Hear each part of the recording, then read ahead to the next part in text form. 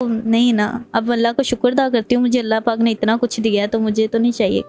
उन्होंने कभी रश किया जिनके घर पे आप काम करती थी, वो भी कहते होंगे कि ये हमारे घर पे काम करती थी, अब स्टार बन तो माशाल्लाह अब तो मेरा रिश्ता मांगा है। बीच रास्ते में रोक लिया हो, कभी किसी ने प्रपोज किया हो या कभी किसी ने ब्लैकमेल किया हो कि आप हमारे साथ फलां करो तो हम आपको काम देंगे?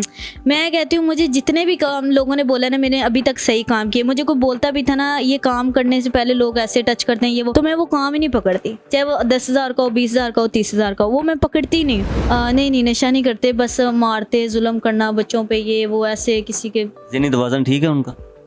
लगता तो नहीं है। उनको किसी ने कह दिया ना तेरी बेटी ऐसे दुपट्टे से बाहर निकली तो उन्होंने पकड़ के मार देना, इतना मारना है। हमारे गांव में तो कुछ लोग ऐसे कत्ल कर देते थे अपनी बेटियों के, वो बाहर। हमारा तो इस्लाम भी ये कहता है कि, वैसे मैं मानती हूँ कि हमारी मजहब में ये चीजें नहीं है। अस्सलाम वालेकुम नाजरीन, मैं हूं आपका होस्ट हमदा सलीम चौधरी। नाजरीन, आज हमारे साथ एक नौजवान मॉडल मौजूद हैं। हम इनसे पूछते हैं कि इस फील्ड के अंदर इनका सफ़र कैसे स्टार्ट हुआ और इनका आगे क्या प्लान्स है। जी अस्सलाम वालेकुम। वालेकुम अस्सलाम। अच्छा, आपने मेरा क्वेश्चन तो सुन लिया, आप ये बताएंगे कि इस फील्ड में आपका कैसे आना हुआ?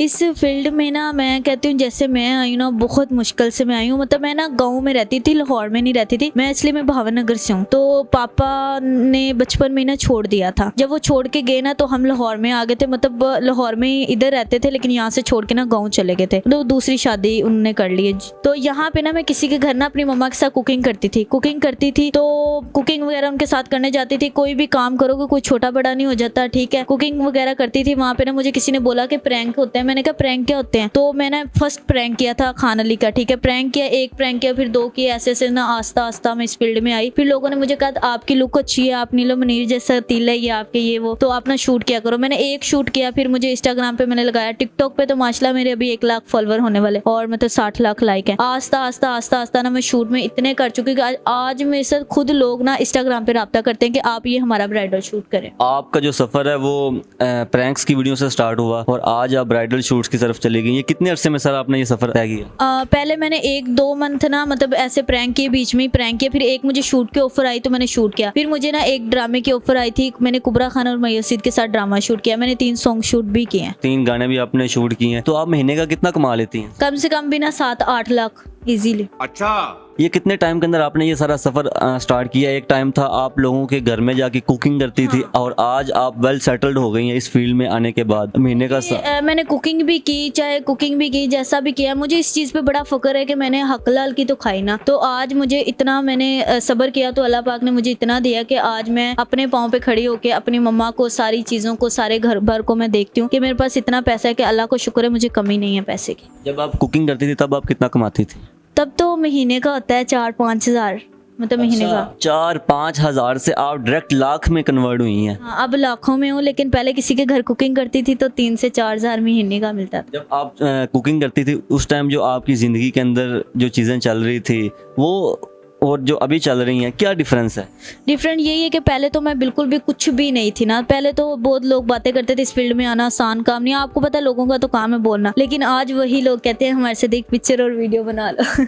अच्छा, तो लोग आपको कहते हैं कि एक पिक्चर हमारे साथ बना लें। अच्छा, मैंने आपसे ये पूछना चाहूँगा कि जब आप 4,000 कमाती थी या 5,000 कमाती थी पर मंथ और आज आप लाखों में कमा रही हैं, 5,000 वाली लाइफ में और ये लाखों वाली लाइफ में जो लाइफ स्टाइल है इसमें क्या डिफरेंस है? मैं तो बहुत खुश नसीब हूँ, अल्लाह का लाख लाख शुक्र करती हूँ कि मैं आज इतना अल्लाह पाक ने मुझे कर लिया कि मैं लाखों में हूँ। 5,000 की तो कोई अब नहीं है ना कि 5,000 पहले लेती थी, लेकिन अब उस पर भी मुझे बड़ा फक्र था कि मैं खाती हूँ, रोटी तो खा के सोती थी ना। जिनके घर पे आप कुकिंग करने जाती थी तो वो अगर आपको दोबारा ऑफर करवाएं, हम आपको चलें 10,000 रुपये पे दोबारा हायर कर लेते हैं, तो आप क्या करेंगे? अब तो मेरे अपने घर पे माशाल्लाह मैंने अपनी मम्मा को रख के दिए हुए है ना काम वाली, मतलब तो अब तो नहीं ना, अब अल्लाह को शुक्र अदा करती हूँ, मुझे अल्लाह पाक ने इतना कुछ दिया है तो मुझे तो नहीं चाहिए।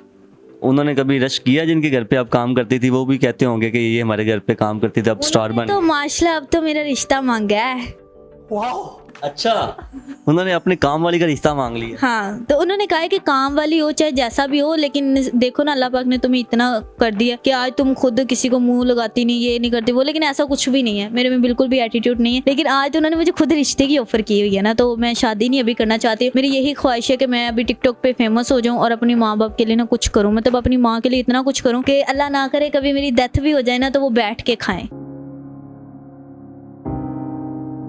बहुत ही बड़े इरादे हैं अपनी फैमिली को लेके, बहुत ज़्यादा इमोशनल हो गई हैं।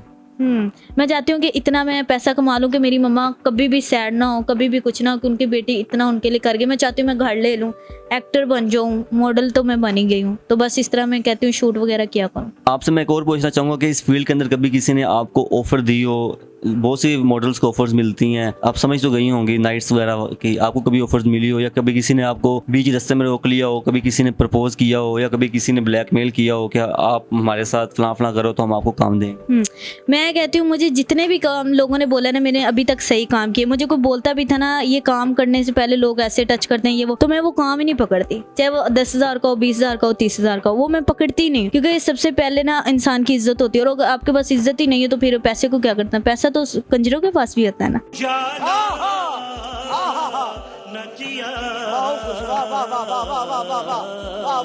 अगर आपको कोई कहे कि हम आपको 1 करोड़ रुपया देंगे और आपने हमारी जो डिमांड्स हैं उसको पूरा करना, उसके बाद हम आपको शूट भी देंगे और कोई बड़ा प्रोजेक्ट हो, तो आप वहाँ पे आप क्या करेंगे?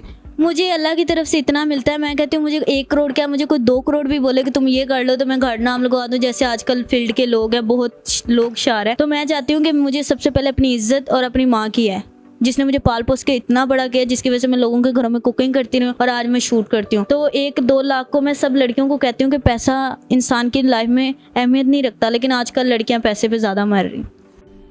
मजा आया, और मैं ये जो मजा है हिंदुस्तान के हर व्यक्ति को देना चाहता हूँ। फैमिली वालों को क्या एटीट्यूड है? जब आप 5,000 रुपया कमाती थी तब कैसे ट्रीट करते थे और अब कैसे करते हैं? अब तो वो अल्लाह का शुक्र अदा करते हैं। मैंने बताया कि मेरी मम्मा ही हैं और भाई हैं, अभी वो पढ़ रहे हैं। खानदान वाले तो बड़ी बातें करते हैं, कहते होते थे तेरी बेटी ये करने जाती वो करने जाती, लेकिन आज वही चुप करके ना साइड। जब आप लोगों के घरों में काम करती थी तब आप लोगों की सपोर्ट करते थे खानदान वाले? नहीं, बिल्कुल भी नहीं करते थे, वो तो अभी भी काम करते हैं, बस उनमें से मैं डिफरेंट निकली जो मतलब काम नहीं कर रही और अपनी मम्मा को काम वाली रख के दी।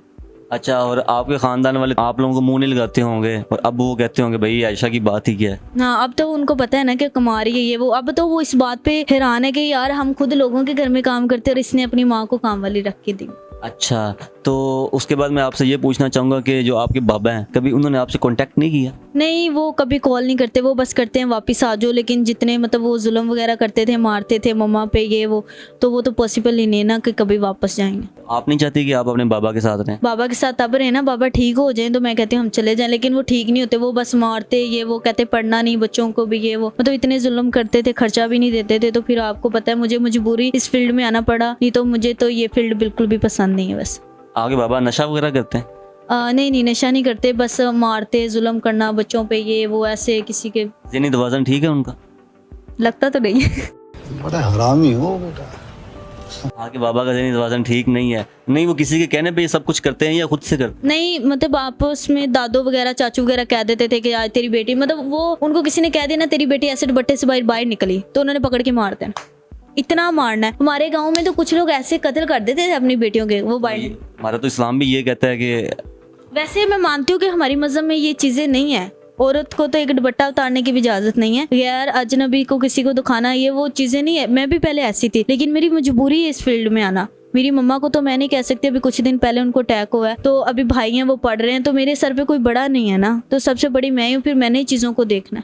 अगर आपके बाबा कहेंगे हम आपको नहीं मारेंगे, आज के बाद मैं खर्चा वगैरह भी दूंगा, सारा हम आपकी डिमांड्स पूरी करेंगे, तो आप फील्ड छोड़ के अपने बाबा के पास चली जाएंगे? लेकिन वो ऐसा करेंगे नहीं, मतलब वो ठीक, कभी इतनी दफ़ा काफ़ी दफ़ा हम चले गए आ गए, लेकिन वो कभी सुधरते नहीं।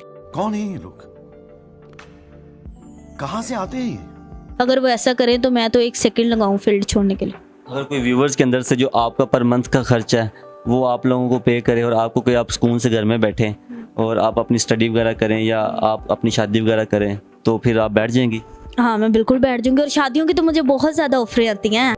कोई इस तरह का अल्लाह का नेक बंदा मिल जाए, वो कहता है कि हाँ मैं आपके साथ शादी भी करता हूँ और उसके बाद जो आपकी फैमिली के एक्सपेंसेस हैं वो भी मैं उठाता हूँ, आपकी मामा को जो उनकी मेडिसिन वगैरह हैं, घर के ऊपर काम वाली या भाई वगैरह छोटे उनको सपोर्ट A to Z सारी वो रिस्पॉन्सिबिलिटी उठा ले, तो आप क्या कहें? इतने लोग अच्छे मिलते नहीं हैं जितना आप बोल रहे हो, ठीक है। मैं किसी का एहसान नहीं लेना चाहती कि मुझे कोई ताना मारे तो ये थी तो तेरे लिए मैंने ये किया। मैं चाहती हूँ मैं अपने पाँव पे खड़ी हूँ, एक दफ़ा मैं अपने पाँव पे खड़ी हो जाऊँ, अपनी माँ के लिए कुछ बन जाऊँ, फिर ये बाद में शादी वादी देखूंगी। और मैं भी तो मैंने 3-4 साल शादी करनी ही नहीं है पहली बात। चाहूँगी आप टुंडी हैं, अभी तक आप अपनी टांगों पर नहीं खड़ी हो सकी? मतलब इसका मतलब ये नहीं है, इसका मतलब ये कि मैं अपने पाँव पे एक दफा खड़ी हो जाऊंगी ताकि लोग देखें, जिनके सामने मैं समझती हूँ कि टांग पे कोई प्लास्टर वगैरह लगा हो?